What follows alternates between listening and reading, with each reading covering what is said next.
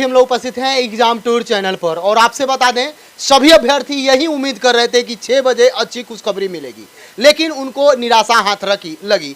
यानी कि यूं ही कहें सरकार फिर से एक बार पलटी मार ली और डोमिसाइल के मुद्दों को लेकर। तो इस पर चर्चा करेंगे नवीन सर से, किन किन बारीकियों को ध्यान में रखते हुए सरकार के द्वारा ये बताया गया है कि फिर से हम डोमिसाइल लागू नहीं कर सकते हैं, इन्हीं सब पर चर्चा करेंगे। इसलिए वीडियो को अंत तक देखिएगा। और एक बात बता दें, किसी के मन में किसी भी प्रकार का कोई प्रश्न होगा तो कमेंट बॉक्स में जरूर कमेंट करिएगा। आप अपना सुझाव भी दे सकते हैं यदि आप शिक्षक अभ्यर्थी हैं। सर आपका स्वागत है एग्जाम टूर में। जी बहुत बहुत धन्यवाद। और सर सभी अभ्यर्थी को यही उम्मीद था कि शाम 6 बजे सबसे बेहतरीन होगा और शिक्षक अभ्यर्थियों के लिए एक बार खुशी की माहौल फिर से बनेगी, लेकिन उनको निराशा हाथ लगी। सर अब अभ्यर्थी क्या करें? जिस तरीके से आज अमीर सुबहानी साहब अपनी बात को रखे तो सबको पहले भरोसा था कि इतना बड़ा आंदोलन हुआ है, इतने सारे छात्र छात्राएं उसमें भाग लिए हैं, इतने सारे अभ्यर्थी भाग लिए हैं, इसका ज़रूर कुछ इस तरह का बीच में निकल करके सामने आएगा कि मैक्सिमम अभ्यर्थियों में खुशी की बातें होगी या खुशी की लहर दौड़ेगी। लेकिन आज जो अमीर सुबहानी साहब सरकार की तरफ से सरकार के नुमाइंदे बन करके अपनी बातों को जब रखे तो स्पष्ट अनुच्छेद 16 का हवाला दे करके कि लोक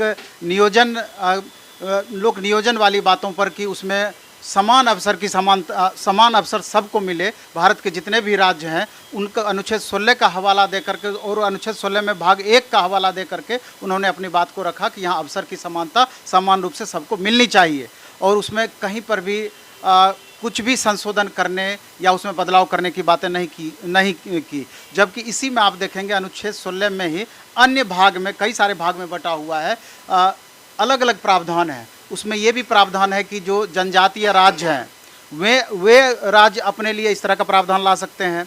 इसके बाद भाषाई आधार पर जो अलग हुए राज्य हैं वे इस तरह का प्रावधान ला सकते हैं। और इसके अलावा कुछ भाग है कि अन्य राज्य भी अगर चाहें तो 10% 5% का रिजर्वेशन अन्य स्टेट के बच्चों को दे सकते हैं। लेकिन ऐसा कुछ भी इसमें आपको देखने को नहीं मिला, जबकि आपको मालूम होना चाहिए कि अभी 14 स्टेट में इस तरह का नियम लागू है। 14 स्टेट में डोमिसाइल लागू है। कोई 10%, कोई 20%, कोई 5%, वो अपने हिसाब से तय किए हैं। तो बिहार सरकार का ये निर्णय कहीं ना कहीं शिक्षक अभ्यर्थियों पर बहुत बड़ा कुठाराघात हुआ है, इस तरीके से आप समझ सकते हैं।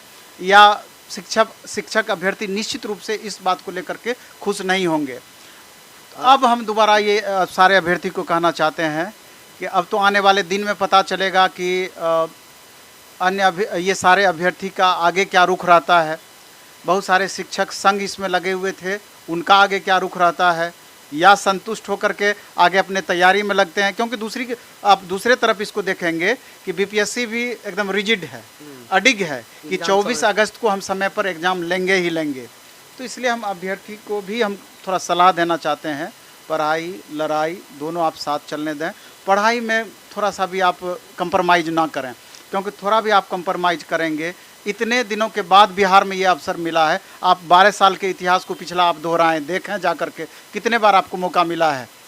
एस्टेट की बात करें 2012, फिर 2019, उसके बाद मौका कहाँ मिला है।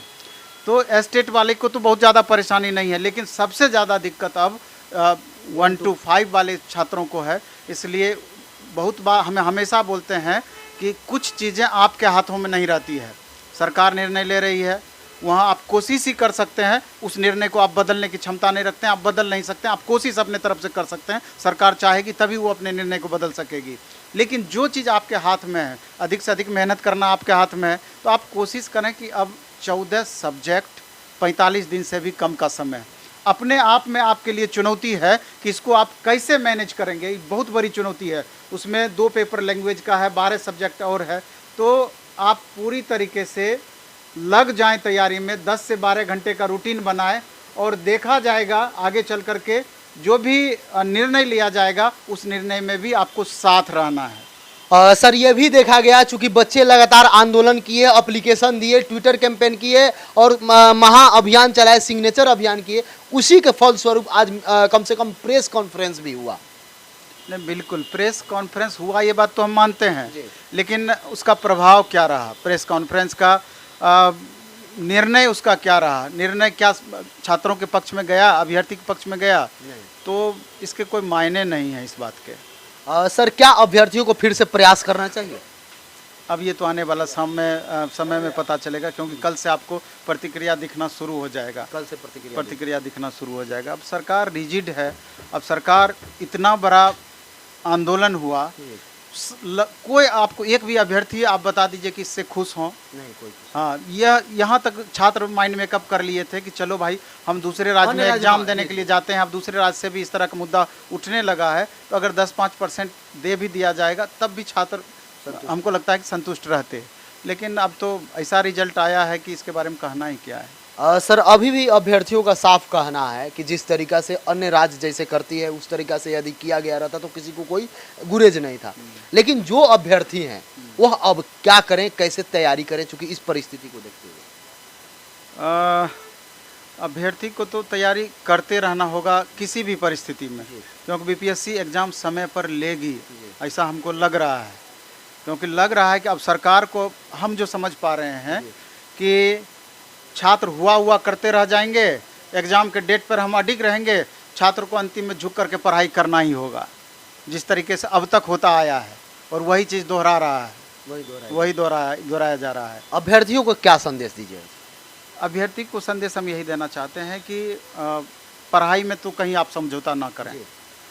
अब आगे आप देख लें, विचार कर लें, मैक्सिमम अभ्यर्थी मिल करके जिस तरीके से अभी आप अलग अलग छात्र समूह, अलग अलग अभ्यर्थियों का जो इस तरह का समूह बना हुआ है पहले से, या छात्रों के नेता लोग जो हैं जो उस तरह का निर्णय लेते हैं कि जिससे कि छात्र हित का ख्याल रखा जाए, वो अब क्या निर्णय आगे चल करके लेंगे। अगर आपके पक्ष में कुछ निर्णय लेते हैं तो निश्चित रूप से आपको सहयोग करना चाहिए। सर एक प्रश्न ये अभ्यर्थी के मन में लगातार चल रहा है और वो लगातार यही कमेंट कर रहे थे कि सरकार जब अनुच्छेद 16 की हवाला दे रही है या सरकार के जो नुमाइंदे हैं वो बता रहे हैं कि अवसर की समानता है, सभी को मिलना चाहिए, तो ये बात जब नियमावली आई, जब ऑनलाइन अप्लाई शुरू हुआ, उस समय कहाँ थी?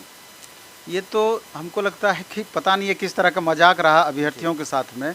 आप देखेंगे कि उत्तर प्रदेश में सेम मैटर हुआ था और कोर्ट उसका संज्ञान ली और उत्तर प्रदेश सरकार को बैकफुट पे आना पड़ा। जब सारी बातें सरकार को पता है तो क्या मतलब था ये डोमिसाइल लाने का और डोमिसाइल हटा लेने का? इसका क्या वजह हो सकता है, ये तो सरकार ही अच्छी तरीके से बता सकती है। क्योंकि बहुत सारे एग्जाम है जिसमें कोई किसी प्रकार का नहीं, सभी बच्चे देते हैं, आराम से दे लेते हैं। इससे पहले भी तो लगातार दे ही रहे थे। ये तो उसकाने का काम किया गया ना कि आप डोमिसाइल लाए या फिर हटा लिए।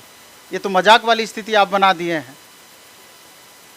आप बात करते हैं कि आप शिक्षा मंत्री जी बात करते हैं कि साइंस फैकल्टी बहुत बेहतर नहीं है, गुणवत्तापूर्ण टीचर यहाँ से नहीं उपलब्ध हो पाता है। आप किस आधार पर ये बात बोलते हैं? आपको मालूम है कि यूपीएससी टॉप पर यहाँ का होता है। आप कोटा में देख लीजिए ना, कि साइंस में कोटा में आप देख लीजिए जितने भी साइंस के बड़े बड़े कोचिंग हैं, 60% 70% बिहार का टीचर भरा हुआ है। दिल्ली देख लीजिए, जहाँ भी आप देख लीजिए, अब उस अनुसार आपको तो रोकरा भी तो निकालना पड़ेगा। तो मंशा यहाँ सरकार का सही प्रतीत नहीं होता है। यहाँ ये यूँ समझ लीजिए कि कहीं ना कहीं हमको लगता है कि इस मामले को और कहीं लटकाने का या इलेक्शन के और करीब ले जाने का तो साजिश नहीं है।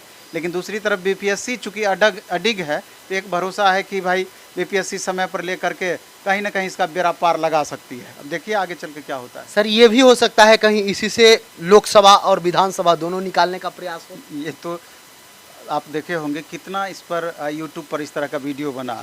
कोई बोल रहे थे कि नहीं, मुख्यमंत्री जी को प्रधानमंत्री बनने का सपना देख रहे हैं, उप मुख्यमंत्री जी मुख्यमंत्री बनने का सपना देख रहे हैं। ये बातें तो लगातार चर्चा में बनी हुई है, इसलिए सभी का द्वार खोल दिया गया है। ये तो आने वाले वक्त में पता चलेगा। इस पर टीका टिप्पणी मेरे ख्याल से उचित नहीं है। आप क्या सोचते हैं आज का जो फैसला हुआ उसके बारे में जरूर कमेंट बॉक्स में कमेंट करें।